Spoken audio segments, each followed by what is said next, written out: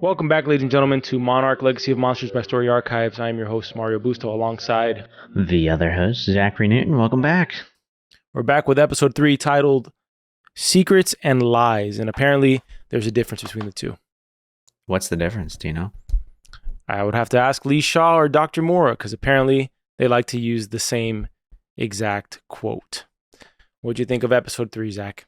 I liked it. It's coming together. I'm happy that we got another glimpse of Godzilla. I know it's not the Godzilla show, but deep down inside, I call it the Godzilla show whenever I reference it to anybody else.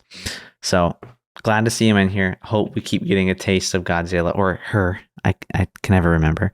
Hope we keep seeing a glimpse of Godzilla throughout the season here. But I like it. These other monsters are interesting. I don't know them by name. I'm assuming that they might be established in the MonsterVerse here. But I guess the one thing I feel like I'm missing is a little bit of this like little battle or something between the monsters and the people, right? Like I feel like there's been a few moments already throughout this season where we get a solid glimpse of a monster, and it's just like, all right, that's it. We got the eggs in episode 1. We got that flying thing in episode 2. And then we have this like ice monster in episode 3. So I hope we see a little more than just like a tiny bit of on-screen time and then them disappearing. But that's all. That's what I got to say. How'd you like it?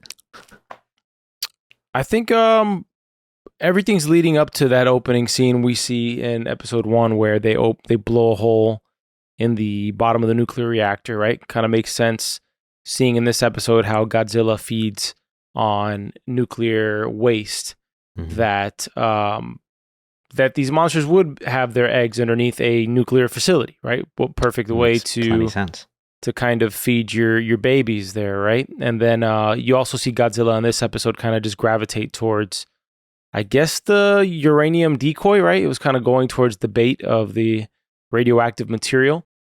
And they want us to believe that Godzilla's dead, but we know he or she is not dead. Definitely I'm gonna say she because if I recall, in the Godzilla prequel movie, there were eggs, and yeah, that would mean that it's a female. So, female Godzilla, the size of a damn skyscraper. All right. I gotta say, I was on the side of the nuking this giant creature from the sea. I would prefer nuking this creature and researching it after, rather than letting it just lurk in the sea. I was gonna ask you that. I was gonna ask if you were team nuke or research here. I mean, who knows? Maybe these creatures could have been docile. They just roll around on the ground. I don't know that they've had to have been here for literally thousands of years. Or millions of years, depending on what your opinion is and how long people have been on this earth, according to this universe of movies. But I don't know what they've done in the past, so I don't know that it would have been a threat. Typically, if you see a predator or apex predator, they have genes or features that make them killing machines, that make them equipped to defend and to kill their prey. I don't see why Godzilla would have razor-sharp teeth, body armor, right? Because they even discuss this when they see it rolling up in the water. They say, why would this creature need body armor? And then Dr. Mora says, to defend against us, right? Because we're the bad ones nuking the giant dinosaur who did not get killed by the meteor, right? Wherever Godzilla came from or how it came to be, and I hope we get down to the bottom of this. Same. It's a killing machine, whether it's docile or not. It could be like as fluffy as a golden retriever. We're not going to find out. We're literally not going to find out. Why? Because the first thing we should be doing is literally nuking Godzilla and getting rid of it. But you don't know. You don't know how many more Godzillas there are. It's obviously not the only monster in this universe. I can see the side of, arguing for caution, right? Because the interesting thing that they did here was the Bikini Atoll bombings, right? Because that's a historical thing. Before we bombed, when I say we, I say the United States, before we dropped nuclear or atomic bombs on Japan, there were atomic bombs that were dropped in this area of the world, the Bikini Atoll, which is a tiny ring of coral islands, about 2 square miles, and it's in the central Pacific Ocean. And this was kind of a controversial thing because I think there was repercussions. This thing created a tsunami. We can put this link in the show notes, but there was, all sorts of things. And it seems to me that they're tying in this historical event, right? They're tying in Godzilla and all these things. Yeah. To kind of line up with history as to why we were dropping these bombs in these islands, right? So are we going to also see some sort of tie-in? I guess not, because this is taking place after World War II, right? Yeah, that's true. It's an interesting point. While I do think it's probably hold on, wait. This What? was after. I'm completely wrong. This happened after. I did not see the year here because I looked it up because the story was vaguely familiar. When I saw the islands and I saw generally what time frame it was in. So it was a few months after that we began testing additional nuclear weapons. And that's when these took place. It wasn't during, because that wouldn't make any sense. Okay. Well, interesting. I was going to say, I do think I agree that it's probably wise to destroy something that's just so massive that it could easily wipe out massive populations of people. However, I feel like there should have been some level of reconnaissance done, right? Like just enough to you got to understand your enemy, really. You got to learn its weaknesses. Who knows if, I don't know, dropping an atomic bomb on its face is really going to do anything. Yeah, at the very least, we don't even know. I'm assuming that Godzilla is alive and well here, but nonetheless, you don't know that. I mean, what kind of creature could survive a strike like this? And I think they're going to be horrified to find out that Godzilla is alive and well, and perhaps maybe stronger after. Maybe there's some sort of mechanism that makes Godzilla immune and more powerful when struck with this level of radioactive force. Like the sword of Gryffindor takes in which makes it stronger. It's 150 pounds of uranium. So if it does survive, it's going to have nuclear waste to feed on around the water there for decades. So yeah. Well, thank God Godzilla's not on our shores right now. But we don't know. We don't really know, do we? It's true. All right, we catch up with Lee Shaw, older Lee Shaw, who is Kurt Russell. And we actually get like a little tidbit of information here, right? Where he's supposed to be 90-something years old. And we kind of covered this in one of our last episodes as to, he looks good for being as old as he should be, considering, he was a grown man in 1940, which would make him very, very old right now, right? It would kind of explain why John Goodman's character, Bill Randa, aged way more rapidly than Lee Shaw does. And we don't really get an answer to this, nor do we get an answer to several things in this episode, from how or why Hiroshi has 2 families, right? That Lee seems to think that that's not necessarily a lie. It could just be a secret, which we will find out more about that. And then we also have the mystery of May. She takes this mysterious phone call on the cargo ship and seemingly seems to be throwing out her phone before anybody can track her. If you've seen any iconic movie where somebody's on the run and you got the FBI or the police calling them and they're like, keep them on the line for 60 seconds. You can keep them on for 60 seconds. We can track them. Yeah. It seems like she's kind of on that boat here. So what's her story? Is she involved with Monarch, or is she a part of something even worse? We don't know. I don't think she's a part of Monarch or anything worse. I feel like she's just like a little hacker girl that was in the wrong place at the wrong time. However, she did seem pretty prepared for this. So, I mean, my radar would be going up a little bit if I was her boyfriend or ex. Well, I don't think that they're boyfriend and girlfriend at the moment. They seem kind of embroiled against each other. So, but I'm sure there will be a little bit of a rekindling that occurs between the two of them. I found it interesting, the dynamic, right? Because they take off with Lee, and Kurt Russell's terrific in this role. They take off, and Kate's a little bit, there's a little bit of a difference between Kate and Kentaro here, right? Where he wants to know what happened to his father. May seems to be like, I got no choice. They already raided my place and I've got nowhere to be. So might as well go down this path. And Kate's like, I just don't want anything to do with this. I don't know what these files lead to. I don't want any problems here. Just get rid of them and let me get back to my life. Right. She also seems to be recovering still from her encounter with Godzilla in San Francisco, and who wouldn't be, considering she was on a school bus full of children who all plummeted to their death, seemingly, unless Spider-Man was under that bridge trying to save them. I feel bad laughing, but just like hearing that out loud for some reason causes me to laugh, because I'd be traumatized by that too. I guess I wouldn't know what else to do but to laugh at the pain on that one. When they're driving away from this retirement facility in Japan, and you see Mount Fuji.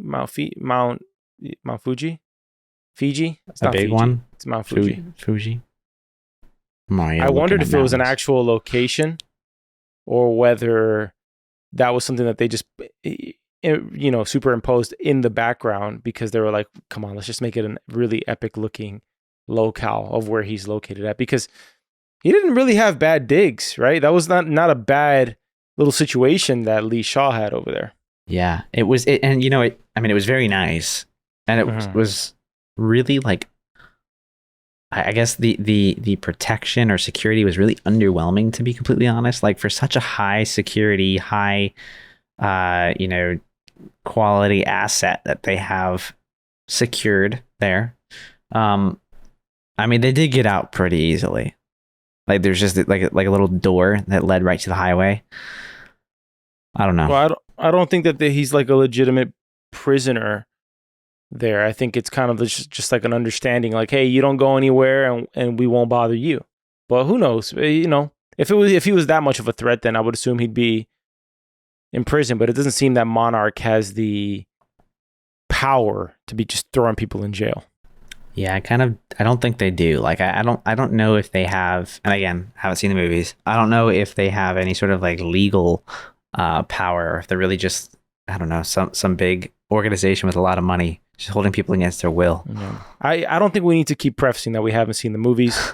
If you want to watch the movies, go for it, Zach. If you're a listener out there and you have a problem that we haven't watched the movies, then, find the podcast that is an encyclopedia of knowledge for you. We had a YouTube commenter, which I hope he's enjoying the show. I don't know his name, but he was like, this is creatively irresponsible that you guys haven't watched the prequel movies. Like, I didn't even know they were connected, buddy.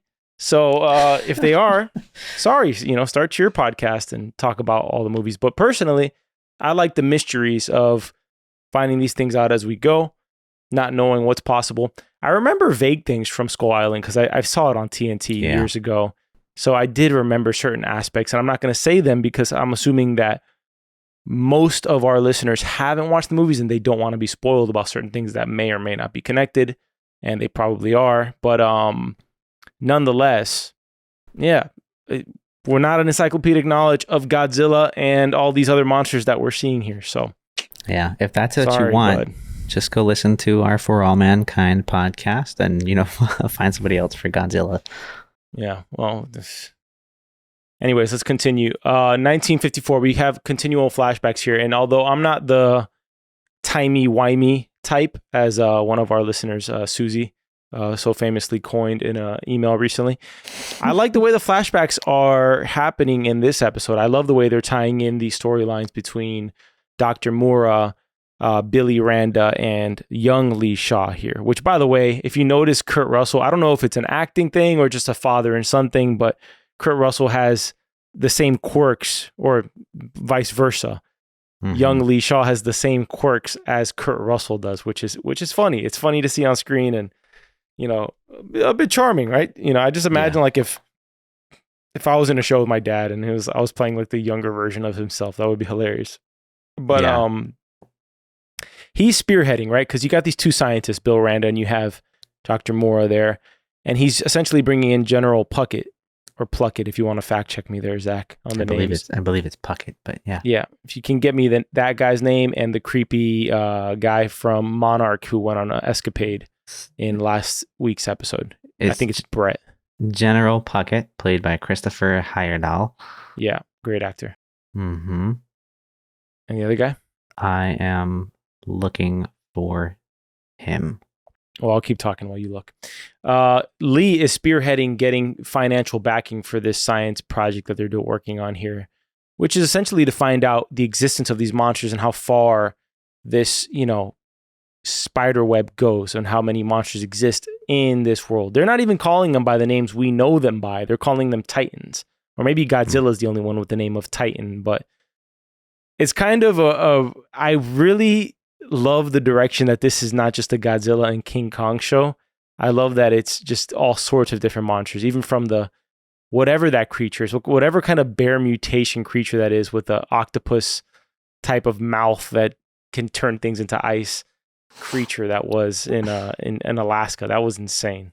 Yes. Yeah.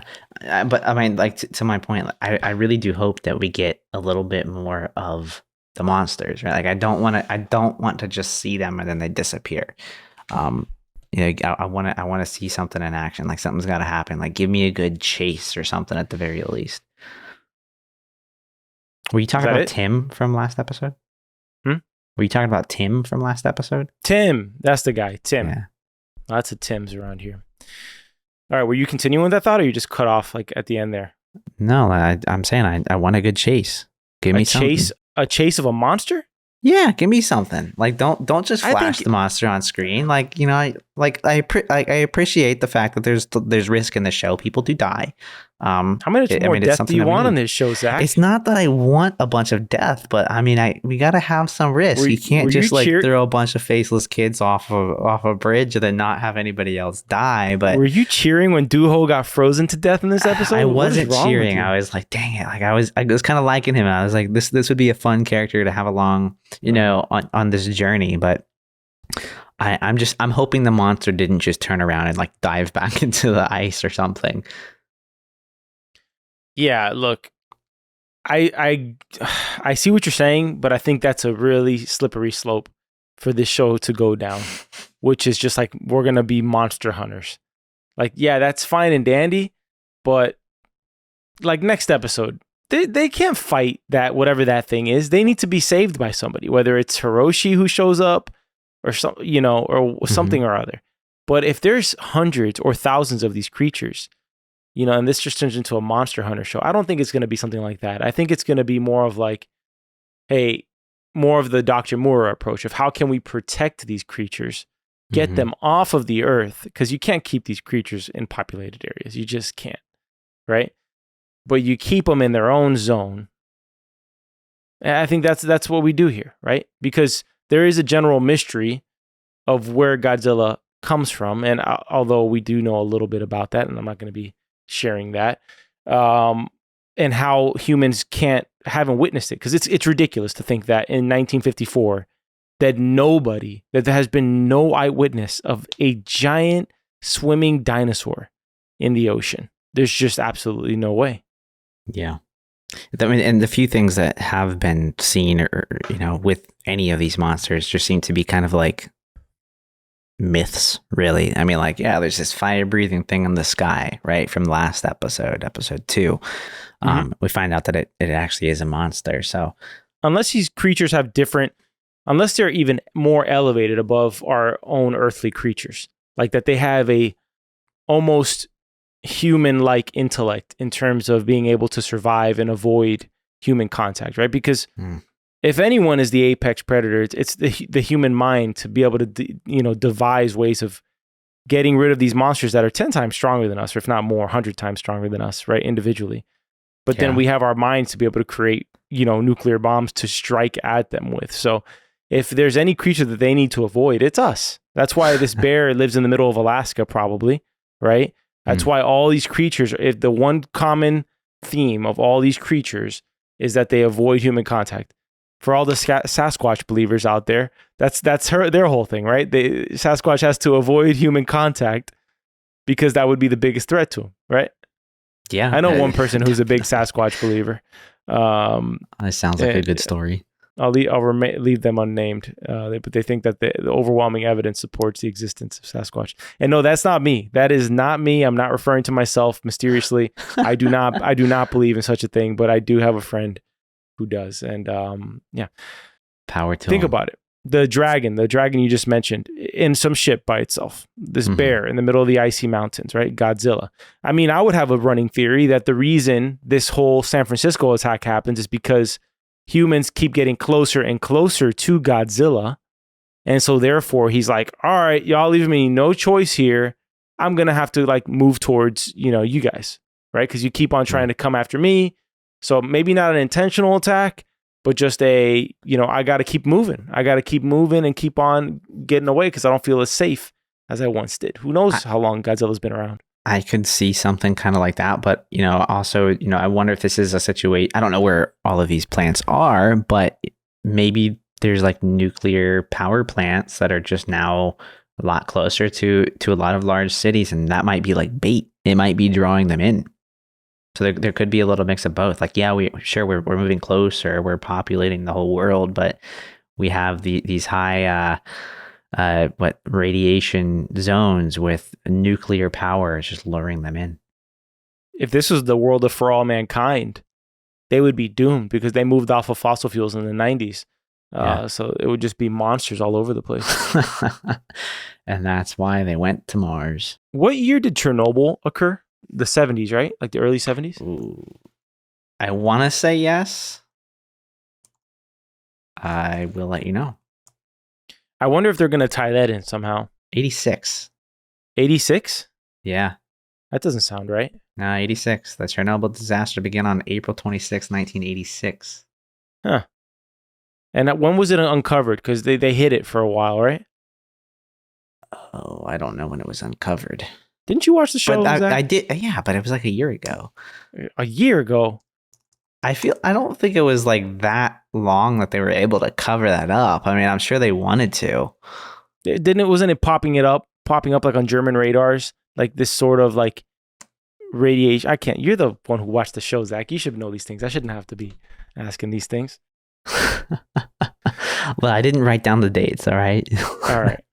Well, back to the present day. May found a way to digitize all the files. Lee, despite being in retirement for God knows how long, is he's very adept at getting around. He kind of reminds me of Nathan Drake from, Uncharted, the video game series. He knows his way around. He has his friends all over the place who he can call upon. And despite coming from this retirement home, he knows the first move is to get on a cargo ship across to South Korea to meet with his friend Toho Co, who gives them passage or helps them get passage towards Alaska. Yeah. I wonder how long that flight is from South Korea to Alaska. I don't know. I'd imagine 14 hours or something like that. But I've also never flown anywhere, past just no, not that long. the East 8 Coast. hours. 8 hours and 20 minutes. All right. Okay. So despite throwing away the files, which Kentaro has an issue with, into the ocean, Monarch catches trace of them. And we get this scene of the boss from Monarch on the tarmac confronting Tim and his, I guess, the secret agent girl. Can you find out her name as well? Yeah. Is it Duval, I think? I don't know. I do not know. Let me look it up. I think it is. But yeah, also that this whole conversation, where the boss flies out on the plane, meet Tim, and I'm just going to say Duval because I think that's who it is, but correct me if I'm wrong. Could this not have just taken place on the phone? Well, I think it's the such point a big is, deal. Like you leave all of this stuff going on over there. What was it, a birthday party? It's like, well, it's obvious that neither of them are the head boss. So Tim is underneath her, who we don't get her name, but we see Tim and Duval here. And it's obvious that this woman who gets off of the tarmac, off the jet, is here to reprimand Tim and to send him. I'm assuming that Monarch's not killing people, but they're definitely sending Tim to IT. They're not letting him leave, and he's just never going to be able to do something stupid like this again, because it seems that he's taken this wild approach of his own volition, probably through personal ambition. If I had to guess, this is probably Tim trying to save the day, trying to take matters into his own hands, right? Perhaps to try to get from underneath her yoke or her control. whoever this woman is, right? Yes. But the mysteries continue to unravel because Monarch obviously has a huge budget. You know, you got the emblem of Monarch on this private jet. And who knows how far their kind of spidery grip goes, because they're even able to get facial recognition in South Korea that flagged Lee Shaw in their system. So they have cooperation globally, not just from the United States. Yeah, I'm sure they have people everywhere. I wouldn't be surprised if they manufactured a lot of like the surveillance equipment that everybody uses. Like maybe they're like a vendor for the military and they create, weapons as well. I have no clue. But they sure do have a lot of money and they have a lot of connections everywhere. It's ridiculous. Yeah, I'd have to agree. So, yes. Theories on May. What do you think is up with her and her mysterious phone call? And who do you think it was to? I think it was probably to a boyfriend back home or something like that. I don't think that she's currently dating Kentaro. I mean, we've established that already. We know they're at the very least on a break, and at worst, they're definitely broken up and at odds with each other quite a bit. But I mean, it seemed like a very personal phone call. Could have been to a mother, could have been to a boyfriend or something like that. Outside of that, I don't think she's a bad person. I think she's just a nerd. A nerd that maybe, who knows? Maybe she does steal some money. Maybe she hacks into things on the weekend or as a day job and steals things that way. But in the grand scheme of things, I don't think she's like working for Monarch or some other even more massive entity. Yeah. Do you think I think she's probably a hacker who got in over her head stealing some information that was either classified or whatever. We do know that Greenpeace is definitely not her thing, because she kind of mocks Kentaro, who kind of comes in with the cheesy rebuff of, hey, that's not good for the ocean. The fish eat the plastic and then we eat the fish. Yeah. But he was just trying to find an icebreaker to kind of, figure out what's going on with her, which is understandable, right? Yeah. But we also don't know why he ghosted her. We figure it was around the time of his father's disappearance. And he was probably going through a lot, but it seems he cares about her. At least that's what is conveyed in the show. I guess we'll just have to see more about what occurs. Yeah. Yeah, absolutely. What do you think we're going to go from here? I mean, we get this whole scene with Lee Shaw, letting everybody know that they didn't get the bid that they put in because it wasn't enough. What an epic reveal, by the way. Mm-hmm.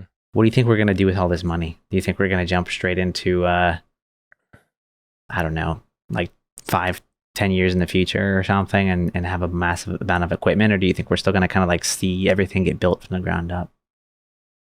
Monarch get built from the ground up, I should say. I think we still have to get back to the place where Kiko falls into the hole underneath the nuclear reactor, and we have to see what occurs there. Why Lee Shaw looks tremendously younger than Bill Randa does, even in 2015, even compared to Bill Randa in 1970 something, right? My guess is that wherever she fell into, he probably goes after her, because there still seems to be a little bit of a tension between these three. There's a romantic interest from both the men to her, and perhaps a little bit of romantic interest between her and these two guys. I'm just putting it out there, putting my predictions out there. I think that Lee probably jumps in the hole with her in some regard.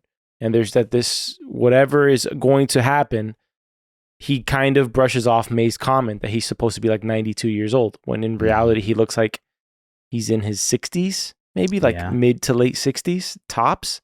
Yeah. So what goes on in what happened that he doesn't look like an old geriatric man who can't move, right? Yeah. Do you think there's any bit of like time travel that we might get in this show, or do you just think it's like exposure to something? I don't know what, but something. Well, I think it would be more something like Interstellar, where something with the gravitational force and the gravitational pull slows time down in a way that aging doesn't occur as quickly. Whatever happened there, I think it has something to do with that. But I also think that Lee Shaw is Hiroshi's father. I don't think it's Bill Randa. Really? You still think that? Yeah, I really do. I don't know. It might come back to that whole secrets and lies thing, if I had to guess. But yeah, just something seems off about that whole relationship and the whole dynamic there. It just so clearly seems to me that Dr. Mora and him have more chemistry than her and Bill, if I had to guess. But I could be completely wrong on that. It just, I wouldn't be surprised if you were right, though. Like, I still think it's probably, Bill's son. But, I mean, I'm not going to deny there's totally like this love triangle thing, forming here. So, would I be surprised? No, I really wouldn't be surprised.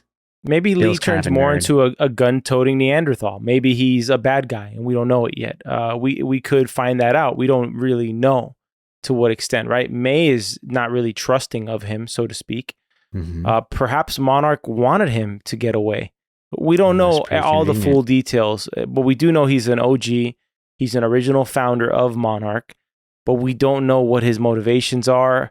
Other than in the past, he was definitely into Dr. Mora. Maybe it was also because he wanted to rise to the ranks of the military. But, it's TBD, to be determined what happens. Maybe him going to South Korea was his way of flagging Monarch to know where he was. We don't know just exactly if he's telling the truth. He's definitely wielding his power and his knowledge over the kids, right? Because he says, hey, you can call the shots. Where do we go now? And Kentaro can't answer him, right? Mm-hmm. So for that reason, they throw the files off the ship. So they're kind of blindly trusting him, and hopefully they don't get screwed over by this. But I guess we'll find out, right? But we do remember that Bill Randa, at the start of this series, when he's pretty much recording himself and saying, hey, if you're seeing this, I'm sorry that I stole this, whatever. So he stole some information, right? Yes. And he's apologizing to somebody. Who is he apologizing to? Is the question. Why is he by himself? Is another question. Mm-hmm. And where is he? Because that's clearly not Earth, wherever he is at the start of the series. What do you mean? You don't think it's Earth? I don't think it's Earth as we know it. No. I think all of the monsters that we see are terrestrial. I don't think that they're extraterrestrial in any way. No, me neither. I just don't think it's Earth as we know it. It's not like Hawaii. No, it's wherever he was not like a place that we know of. No. Okay, that's fair. That's fair. Do you think Hiroshi's still alive? Yeah, we get to Alaska here and see all of this stuff. I agree with you as well. Like I thought so too. If he wasn't alive, I feel like we would have seen a dead, frozen body, which this monster doesn't really seem to care to eat. He just seems to want to kill. Well, we don't know, right? Oh, then again, we do know because the pilot was left there behind. So it seems more territorial than anything, right? Yeah, just angry about the noise, trying to get them to shut up. Yeah, if you notice with these monsters, at least the dragon and this ice bear thing, they're completely covered. Like one is in a ship, then another is in a like in the mountain. Yeah, like under ice. Yeah, like in a cave somewhere there, or frozen. Who knows? Yeah, but I kind of knew that it was an attack right off the bat. Mm-hmm. Not even because of the plane, the way it was torn apart, but the tent. There's like holes in the tent and stuff like that. So I was like, something happened here, I also would have expected that plane to have like caught fire or something if it really did crash, but it didn't. It just seemed like it was really ripped apart. Do you think Toho is alive, or do you think he's dead? I think Toho is 1000% dead, unfortunately. He was growing on me. You don't think it could be like a Walt Disney thing where there's like a rumor that Walt Disney is frozen alive, like underneath, Magic Kingdom? No, I think Toho is frozen dead. Yeah, it can't be one of those things that when you unthaw him like a cartoon that he'll just kind of like spring back to life. So his organs are probably frozen solid now, right? Like I mean, you would have what, like crystals in your blood, so like I feel like that would kill you anyways if you were to like thaw somebody. So no, I don't think he's alive, unfortunately. I do think everybody else that was with him will get away and not die, however. But no, he's dead. Toho's gone. Don't you think that's not enough weight if everybody gets away next episode in this monster? No, it's we need one of those died. Like I don't need to see one of them die. You're not going to entrap me in this death wish that I have for everybody. No, I was trying to bait you. I know you were. I know exactly what you're trying to do. Like no, like the show has to have some weight. Yes, Toho died. Unfortunately, I did like his character. I thought he would have been a cool companion for this journey. Just that funny kind of quirky guy. Yeah. But no, all I'm saying about the monsters is I don't want them to just pop up and then pop away. Like that's it. Like I want to know a little bit more about them. It doesn't need to turn into Monster Hunter or something else like that.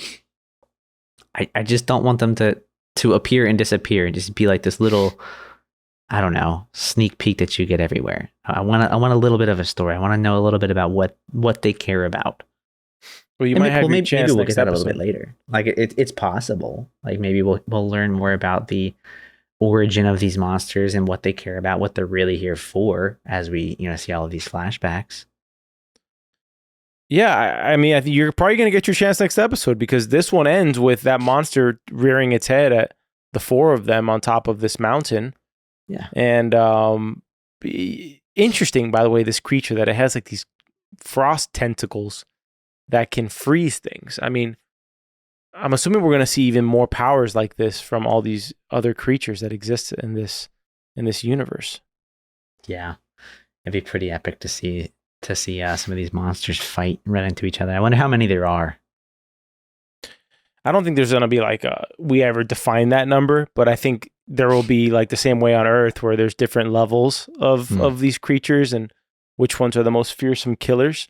I think it'll be this, there's several types of them, but I find it hard to believe that we're going to bounce from season to season on a different monster in each season. I think this is like one story, we get to the bottom of it and that's it. That's the end of this series. How many seasons do you think we're going to get here? Do you think it's just going to be like a couple around, I guess, Hiroshi and his disappearance, or? I could see 2 to 3 seasons. I don't know if I could see this being a 5-season show. Not without it like losing gravitas or something like that. Yeah, it'll start to get long, drawn out, and or just old if you just repeat the premise of like, all right, we're gonna do King Kong now. Like. Yeah, and I mean, who's to say King Kong won't like make an appearance in this or something? Yeah, for sure. I think he will. Yeah, I think that's almost certain. Yeah, at this point. All right. Well, good episode. Where would you rank this so far? We've gotten 3 episodes. What's your ranked order here? I think last episode still tops it for me. I really did enjoy this one. I like that they didn't get so wrapped up on the logistics of getting where they needed to be. Like we could have spent 2 episodes of trying to get from Japan to Alaska, but instead they just like we're relying on first learning more about Lee Shaw. We find out he's a hell of a driver. He's a hell of a pilot. He's pretty much all around, whatever you want to call him, but he gets stuff done. Yeah, right. But they get to where they need to be, and it feels like we're cutting straight to the chase. Because I'm assuming, if Hiroshi's alive, we see him next episode. If I had to guess, and we get I would imagine. Yeah. We get to the bottom of what it was that he needed that was so important that he didn't want Monarch to find out.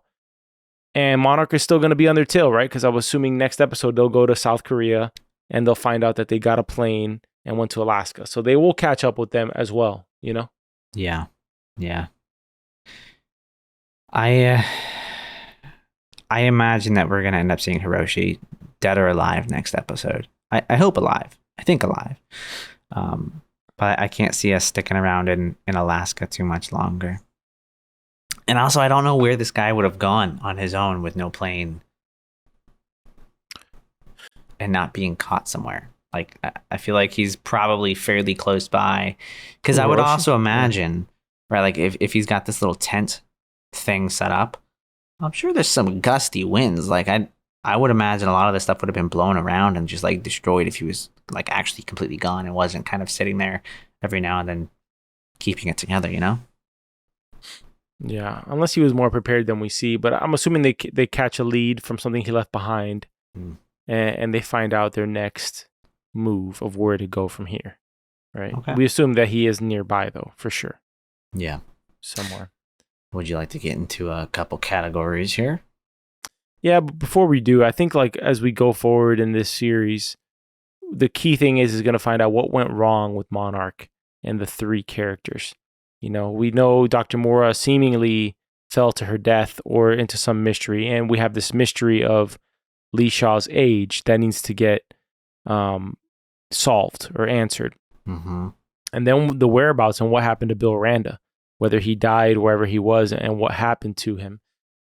And which of the three betrayed the trust of the others? Because it seems that one of the three went wrong, just one of them. And then it also seems that Monarch is the family business, and despite it being the family business, it seems Hiroshi decided to go against the family business. So what's going down at Monarch that made him leave and made him someone that had to live a life on the run? And what led him to have two families? Because it doesn't seem like he did that. I don't know how they're going to explain that one, but it doesn't seem like it was malicious, like the intent of having two families, if you ask me. I agree. It doesn't seem like it was malicious, but it is a good question, right? Considering that Monarch really was like the family business, I really want to know what on earth went down and when it went down. Because I imagine it would have happened a while ago. Because I feel like Lee Shaw's probably been at this retirement home for quite some time. Yeah. All right, categories. Let's start with favorite character of the episode. Old Lee Shaw, Kurt Russell. Sure. All right. I'm going to go with Toho. I thought he was memorable. I remember him. Even though he's dead, I remember him. Rest in peace, Toho. I know. It's hard to top Kurt Russell, though. So I just can't pick the same one. So, favorite scene of the episode? I got my favorite. That one was easy for me. You go first then, because I don't know what mine is. Mine was the escape. I love seeing Kurt Russell, May, Kentaro, and Kate all get out of the compound. It was fun to get like a little miniature action sequence there as they drive off into the distance. I think mine was nuking Godzilla. Oh, that is a good one. I thought the whole anticipation of seeing Godzilla stand up and the full reveal of the creature, I thought that was pretty epic.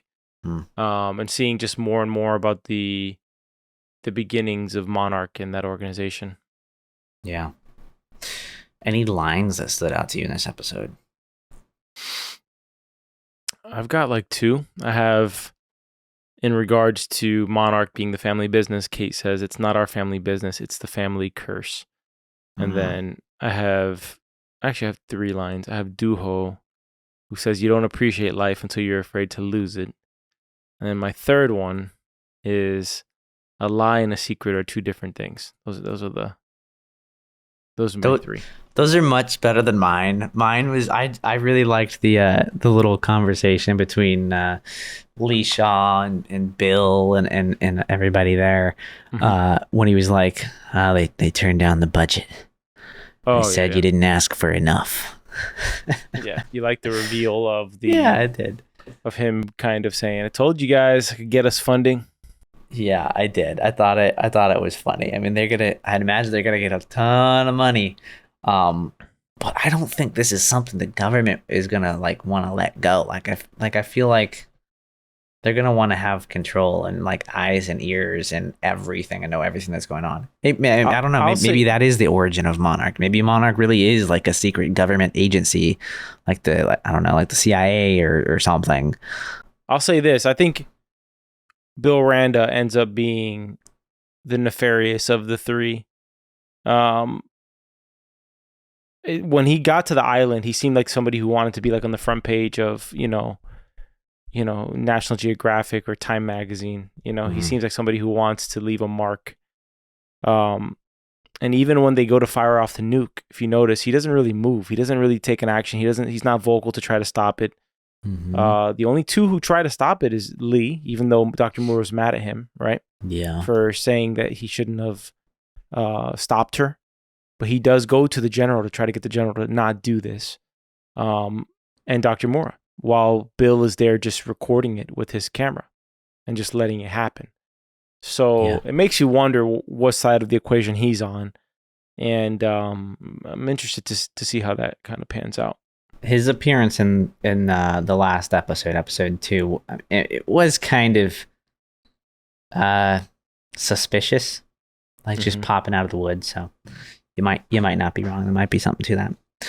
Well, anyways, I think that about rounds this out. You got anything else that you wanna close out with? Nope. Other than thank you all for listening, and I hope you are enjoying our series on Monarch Legacy of Monsters.